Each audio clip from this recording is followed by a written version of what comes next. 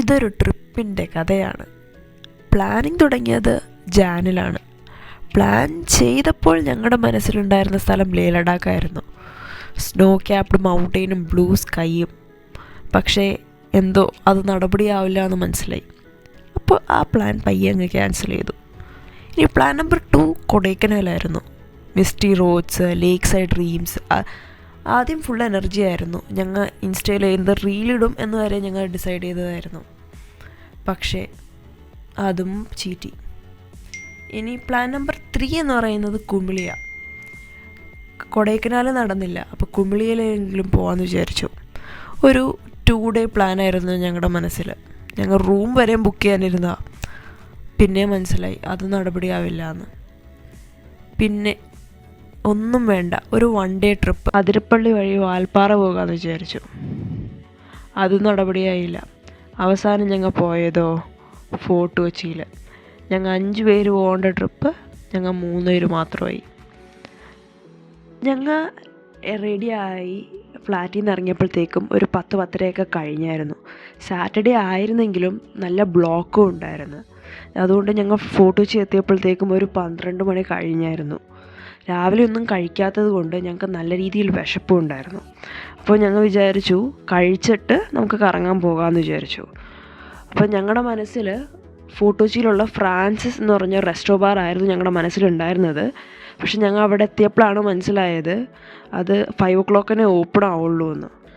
അപ്പോൾ ഞങ്ങൾ നെറ്റ് തപ്പി കണ്ടുപിടിച്ച അടുത്ത റെസ്റ്റോറൻറ്റ് എന്ന് പറയുന്നത് ഓ പോർട്ടോ എന്ന് പറഞ്ഞൊരു റെസ്റ്റോറൻ്റ് ആയിരുന്നു. അവിടെ വേറെ ആരും ആ സമയത്ത് ഉണ്ടായിരുന്നില്ല. അപ്പോൾ വിവേകാണെങ്കിൽ അവിടെ ഇരുന്ന് മെനു അടിക്കുന്നുണ്ടായിരുന്നു. ഞാൻ വിചാരിച്ചു ഒരു നാളെ എക്സാം ആയിരുന്നു എന്ന്. വിവേകിൻ്റെ പഠനമൊക്കെ കഴിഞ്ഞ് വിവേക് പറഞ്ഞു നമുക്ക് ചിക്കൻ ലോലിപോപ്പും ഫ്രൈഡ് റൈസും കള്ളപ്പവും പിന്നെ ഒരു ബീഫ് കറിയും ഓർഡർ ചെയ്യാമെന്ന് പറഞ്ഞു. അപ്പോൾ ഞങ്ങൾ അവിടെ നിന്ന് കഴിച്ച് ഇറങ്ങി. അപ്പോൾ ഞങ്ങൾ വിചാരിച്ചു നമുക്ക് ഫോട്ടോ എടുക്കാൻ പറ്റും, നല്ല ഫോട്ടോ എടുക്കാൻ പറ്റിയ സ്ഥലങ്ങൾ തപ്പി പോകാമെന്ന്. അപ്പോൾ ഞങ്ങൾ അങ്ങനെ എത്തിയത് റെയിൻ ട്രീ ഹോം സ്റ്റേ എന്ന് പറഞ്ഞൊരു ഹോം സ്റ്റേയുടെ ഫ്രണ്ടിലാണ്. അപ്പോൾ ഈ ഹോം സ്റ്റേയുടെ ഫ്രണ്ടിൽ കുറേ വാൾസിയുടെ പ്ലാന്റ്സ് വളർത്തിയിട്ടുണ്ട്. നമ്മളെപ്പോലെ തന്നെ വേറെ കുറേ പേരും ഉണ്ടായിരുന്നു ഫോട്ടോ എടുക്കാൻ വന്നവർ. അവിടെ സേവ് ദ ഡേറ്റ് വരെ എടുക്കുന്നത് കണ്ടായിരുന്നു. അപ്പം ഞങ്ങളും അത്യാവശ്യം കുറച്ച് ഫോട്ടോസൊക്കെ എടുത്തിട്ട് ഞങ്ങൾ പയ്യെ അങ്ങോട്ടേക്ക് നടക്കാം, കാർ ഇവിടെ തന്നെ ഇടാം, നമുക്ക് പയ്യെ അങ്ങ് നടക്കാമെന്ന് വിചാരിച്ചു. ഞങ്ങൾ ബീച്ചിൻ്റെ ഡയറക്ഷനിലോട്ടാണ് നടക്കുന്നത്.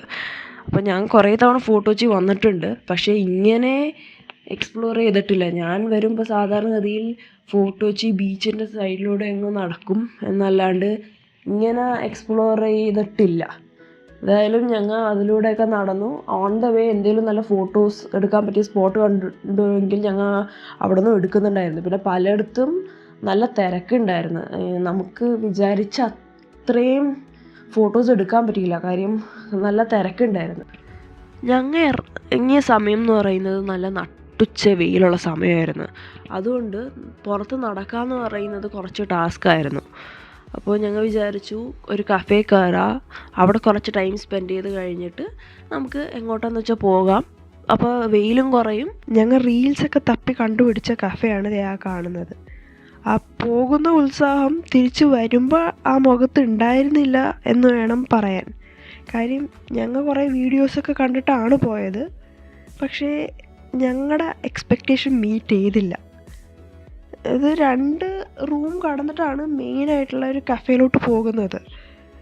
രണ്ടിലും ഒരു ആൻറ്റിക് പീസ് ആണെന്നാണ് ഞാൻ വിശ്വസിക്കുന്നത്. അപ്പോൾ കഫേ തന്നെ ചെറിയൊരു സെറ്റപ്പാണ്, അങ്ങനെ വലിയ ഒരു ഇതില്ല. ഒരു 10 പേർക്ക് ഇരിക്കാവുന്ന ഒരു സീറ്റിംഗ് അവിടെ ഉണ്ട്.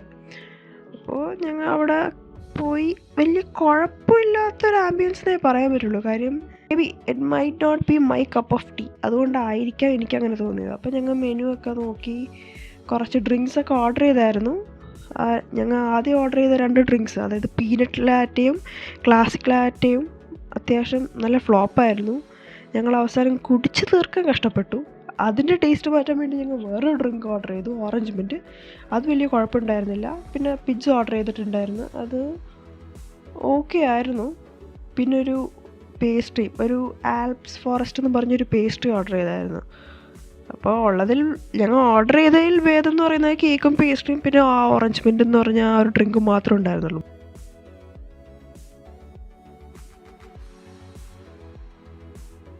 ഞങ്ങൾ ഇറങ്ങിയപ്പോഴത്തേക്കും വെയിലൊക്കെ ആറിയായിരുന്നു.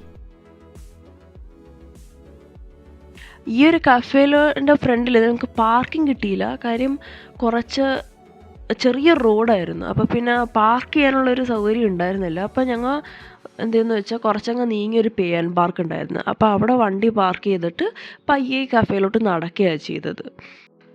കഫേയിൽ നിന്ന് ഇറങ്ങി നടന്ന് വണ്ടി കയറിയപ്പോഴത്തേക്കും വിവേകിനൊരാഗ്രഹം കടൽ കാണണം എന്ന്. വിവേകൊരാഗ്രഹം പറഞ്ഞാൽ ഞങ്ങൾക്ക് സാധിച്ചു കൊടുക്കാണ്ടിരിക്കാനും പറ്റില്ല. അപ്പോൾ ഒന്നും നോക്കാണ്ട് ഞങ്ങൾ ഫോർട്ട് കൊച്ചി ബീച്ചിലോട്ട് പോയി. പക്ഷേ വിവേകിന് ഭാഗ്യം ഉണ്ടായിരുന്നില്ല. കാര്യം ഞങ്ങൾ അവിടെ എത്തിയതും മഴയും പെയ്തു തുടങ്ങിയായിരുന്നു. അപ്പോൾ വിവേകിൻ്റെ ഈ ഒരാഗ്രഹം ബാക്കി വെച്ച് ഞങ്ങൾ ഫോർട്ട് കൊച്ചിക്ക് വിട പറയുകയാണ്. എന്തായാലും ഫോർട്ട് കൊച്ചിക്കിലോട്ട് നമുക്ക് ഒരു പ്രാവശ്യം കൂടി വരേണ്ടി വരും. കാര്യം വിവേകിനൊരാഗ്രഹം ഉണ്ടല്ലോ, അത് സാധിച്ചു കൊടുക്കണമല്ലോ. അപ്പോൾ ഞങ്ങൾ തിരിച്ചു പോണ വഴി ഈ വിവേക് പറഞ്ഞു നമുക്ക് ഫോറം മാളിൽ പോകാം, അവനെന്തോ ബഡ്സ് വാങ്ങാനുണ്ടെന്ന് പറഞ്ഞു.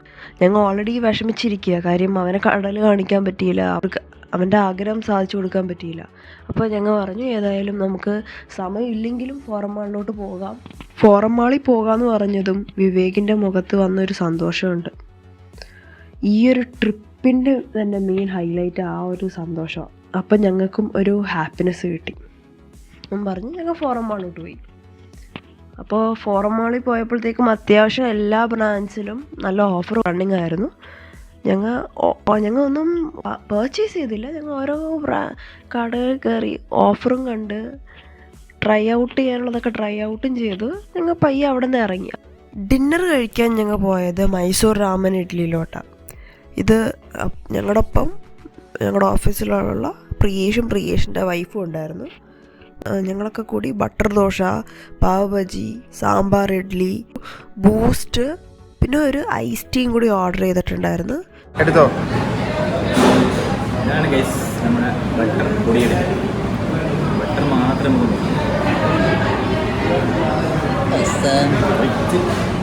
ഞാൻ ബട്ടർ അത്ര ഫാനല്ല.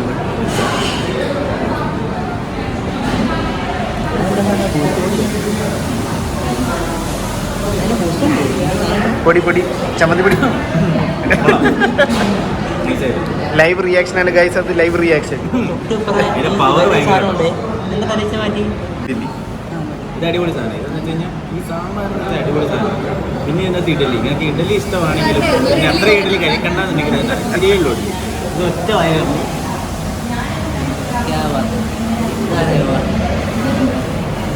സാമ്പാർ അടിപൊളി കേട്ടോ. അതുകൊണ്ട് ചുമ്മാ എങ്ങനെയാണത്